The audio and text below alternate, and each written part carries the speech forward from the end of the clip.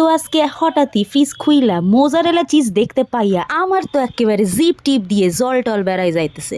তারপর আমি ভাবলাম এই চিজটা খামো কি করে। তারপর প্যাকেট পুকেট কাইটে কুইটে একটা বাটির মধ্যে চিজগুলাকে বাইর কইরা মাইক্রো ওভেনের মধ্যে ঢুকায়া ভাবলাম একটুখানি গলায় গুলায় খাই, তাহলে টেস্টটা অনেকটাই বাড়বে। যেটাকে তোমরা বলো আর কি চিজ মেল্ট। তো স্বাদ বাড়াইতে গিয়ে আরো হইলো কেলেঙ্কারি কাণ্ড।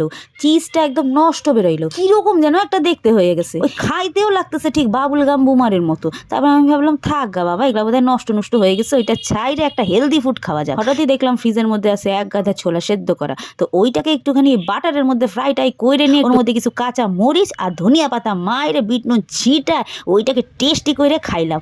খাইতে কিন্তু হেভি মজা ছিল। খাওয়ার জন্য পুলক যখন জাগছে, ওই যেটাকে তোমরা বলো ক্রেভিং, ক্রেভিং যখন উঠছে তখন কিছু না কিছু বানায় তো খাবোই বটে। তোমরা এরকম কারা কারা পুরকি জাগলেই খাওয়া শুরু করে দাও আমাকে জানাইতে কিন্তু ভুললো না। তোমরা খুব ভালো থাইকো আর এইভাবেই আমার মতো খাইতে থাইকো। টাটা।